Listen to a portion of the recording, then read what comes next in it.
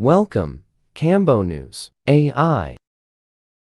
ថៃមិនទាន់រួចខ្លួនរឿងបញ្ជូនជនជាតិឲ្យហឺទៅចិនបន្ទាប់មករឿងពន្ធឥឡូវថៃធ្វើឲ្យអាមេរិកមិនពេញចិត្តរឿងចាខ្លួនពលរដ្ឋអាមេរិកនៅប្រទេសថៃដោយសារ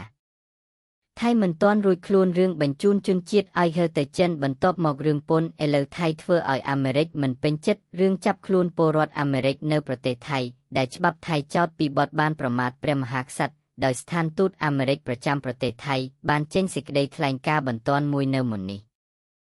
សហរដ្ឋអាមេរិកមានការព្រួយបារម្ភចំពោះការចាប់ខ្លួនពលរដ្ឋអាមេរិកឈ្មោះ Paul Chambers នៅក្នុងប្រទេសថៃពីបទប្រមាថព្រះមហាក្សត្រនិងច្បាប់ស្តីពីឧក្រិដ្ឋកម្មកុំព្យូទ័រហើយយើងកំពុងតាមដានស្ថានភាពយ៉ាងដិតដល់ក្រសួងការបរទេសសហរដ្ឋអាមេរិកក្នុងភាពទទួលខុសត្រូវរបស់ខ្លួនក្នុងការជួយពលរដ្ឋអាមេរិកនៅបរទេសយ៉ាងយកចិត្តទុកដាក់ហើយយើងកំពុងតាក់ទងជាមួយអាជ្ញាធរថៃតាក់ទងនឹងករណីនេះបានធ្វើឲ្យមានការព្រួយបារម្ភជាយូរមកហើយរបស់យើងអំពីការប្រើច្បាប់ប្រមាថព្រះមហាក្សត្រនៅប្រទេសថៃយើងបន្តជំរុញឲ្យអាជ្ញាធរថៃគោរពសិទ្ធិសេរីភាពនៃការបញ្ចេញមតិនិងធានាថាច្បាប់មិនត្រូវបានប្រើប្រាស់ដើម្បី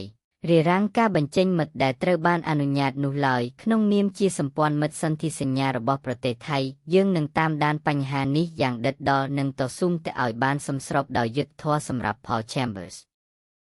មន្ត្រីកុងស៊ុលមកពីស្ថានទូតអាមេរិកនៅទីក្រុងបាងកកកំពុងផ្ដល់ជំនួយកុងស៊ុលសមស្របទាំងអស់ដល់លោក Chambers យើងបានស្នើសុំចូលទៅគាត់ដើម្បីធានាពីសុខុមាលភាពរបស់គាត់និងដើម្បីផ្ដល់ការគាំទ្រចាំបាច់ណាមួយ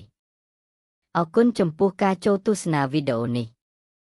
បើស្រឡាញ់ចូលចិត្តកុំភ្លេចជួយចុច Like Share និង Subscribe ដើម្បីបានវីដេអូថ្មីទៀត